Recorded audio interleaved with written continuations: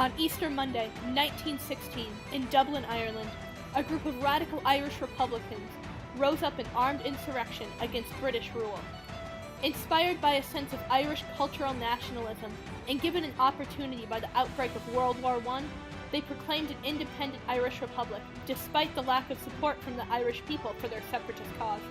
The Easter Rising was suppressed by the British after 6 days of street fighting, and its leaders were executed. Even though the uprising failed, the harsh reaction of the British led to a rise in popular support for Irish independence, and the rising's leaders being glorified as martyrs.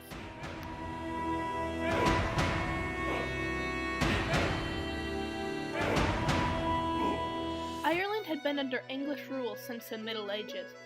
In 1798, Republican ideals from the French and American revolutions inspired Theobald Wolfe Tone to lead the United Irishmen against the British in an attempt to create an independent Irish republic. The British responded by taking the Irish Parliament away and ruling Ireland directly from London. During the 1840s, potato crops failed year after year, and a quarter of Irish people died of starvation or emigrated to other countries. The British Parliament's neglect of the Irish people during the famine provoked anti-British sentiment, and a growing sense of Irish nationalism sparked the Irish Cultural Revival, led by the Gaelic League, an organization dedicated to preserving the Gaelic language as the national language of Ireland.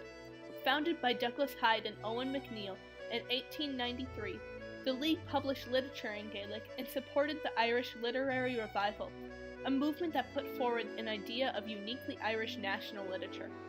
By doing this, the Gaelic League helped to create a strong Irish national identity, separate from the English. A secret society called the Irish Republican Brotherhood began to organize in the early 20th century. The IRB was dedicated to establishing an independent, democratic Irish government and believed their opportunity to do so would come when England is engaged in a desperate struggle with some great European power. The American press was speculating an impending European war, so Thomas Clark, an exiled Irish nationalist, returned to Ireland to revitalize the Irish Republican Brotherhood. By 1914, controversy over the Irish Home Rule Act had put Ireland on the brink of a civil war between two armed militias. The Irish Volunteers were a nationalist organization that believed Ireland should be self-governed but remain in the British Empire. The Ulster Volunteers were unionist and supported Ireland's union with Britain, threatening open rebellion if the Home Rule Acts were passed. Tensions between the two groups and the British government had been growing since Home Rule was granted to Ireland in 1912, but the conflict was abruptly halted by the outbreak of World War I. The majority of the Ulster Volunteer Force joined the British Army, as well as many Irish volunteers, believing Home Rule would be implemented after the war. Those who joined the British Army became the Irish National Volunteers, while a minority of the Irish Volunteers refused to enlist and followed Owen MacNeill and Patrick Pearse. The Irish Republican Brotherhood intended to use the distraction of World War I to overthrow British rule and armed insurrection, even though the majority of Irish nationalists supported Home Rule. Thomas Clark selected schoolteacher and poet Patrick Pearse to be the spokesperson of the rebellion. Pearse delivered a call to arms during a strategic speech at the funeral for an influential Irish nationalist named Jeremiah O'Donovan Rousseau. His words spoke to the militant nationalism of the Irish Republican Brotherhood's cause. Ireland unfree shall never be at peace. The Irish Republican Brotherhood appointed a military committee consisting of Patrick Pearse, Joseph Plunkett, and Amon Sent to prepare for a rebellion against the British. This committee would later include Thomas Clark, Sean McDiarmid, Thomas McDowell, and James Connolly, the leader of a small army of trained trade union volunteers called the Irish Citizens' Army. Excluded from this 7-man military council was Owen MacNeill, the official head of the Irish Volunteers. The council agreed to an armed uprising beginning on Easter Sunday 1916 and assembling under the guise of maneuvers by the Irish Volunteers, which were commonplace and wouldn't draw excess attention from the British. The rebels ran into problems when the German arms they were expecting were captured by the British due to a communication error. The military council and the Irish Citizens' Army were still determined to continue on with the rising and made final preparations at Liberty Hall in Dublin. MacNeil, however, believed it had to be called off and sent out an order to the volunteers, canceling the next day's mobilizing. On Easter Sunday, the rebel leaders decided to postpone the rising until Easter Monday at noon, though they did not believe it would yield military success. They hoped it would spark rebellion across the country and sway public opinion in the direction of separatism. Some, like Patrick Pearse, believed the rising to be an act of self-sacrifice for Irish independence and the honor of Ireland. On Easter Monday, the rebels marched from Liberty Hall to the General Post Office, capturing it and cutting off the main wireless communication. On the steps of the General Post Office, Patrick Pearse read the Proclamation of the Irish Republic, signed by the 7 members of the Military Council, claiming the allegiance of every Irish person and declaring a new provisional government with Pearse at its head. About 2,000 rebels from the Irish Volunteers, the Irish Citizens Army, and Cumann na Ba, the women's branch of the Irish Volunteers, assembled at various locations in Dublin, securing strategic targets throughout the city in an attempt to hold Dublin city centre.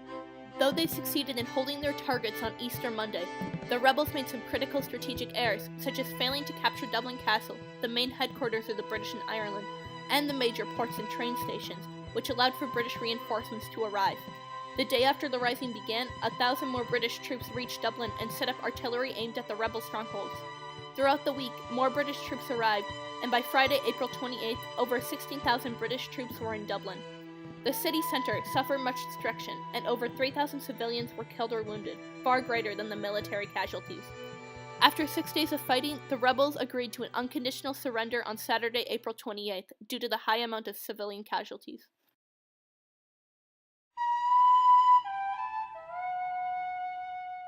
The Easter Rising left the city of Dublin in ruins and over 500 people dead, more than half of them civilians.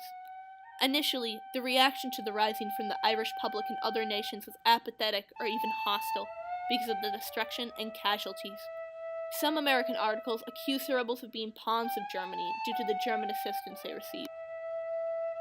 British General John Maxwell was swift and merciless in the execution of rising leaders, executing 12 men by firing squad and convicting 4 more in the week after the surrender. All the signatories of the proclamation were executed, along with those who the British believed to be important leaders. The British also arrested twice the number of people who participated in the rising, even in areas that had seen no activity. With every execution and arrest, public opinion began to turn against the British. General Maxwell had those executed buried apart from their families, fearing Irish sentimentality will turn their graves into martyr shrines. Even without graves, the Irish quickly commemorated the rising leaders with songs, writings, and memory cards. In America, the rising was romanticized as a poet's rebellion, and the risers compared to America's founding fathers. Political support turned away from home rule and began to favor separatism, allowing the radical Republican Party, Sinn Féin, to win the majority in the general election of 1918. Those elected did not take their seats and instead formed their own legislature in Dublin, called the Dáil Éireann. Their actions led to the Irish War for Independence. Michael Collins, the leader of the Irish Republican Army, played a small part in the Easter Rising and was highly critical of the tactics used, calling them too chivalrous. This belief led him to use ruthless guerrilla tactics that forced the British to surrender. Ireland gained its independence in 1922, and the Irish Free State cites the Easter Rising as its founding event. 100 years after the Easter Rising, its legacy is still contested. It is considered the birth of the current Irish nation, the first in a string of events that resulted in Irish independence, and a pivotal point in Irish history. The Rising also increased divisions between Southern Irish nationalists and Unionists, divisions that led to an era of political militant nationalism that lasted through the end of the 20th century. For better or for worse, the stand taken on Easter week 1916 irreversibly changed Ireland. The impact of the Rising is best summarized by Irish poet W.B. Yeats in his poem Easter 1916. Now, and in time to be, where evergreen is worn, are changed utterly. A terrible beauty is born.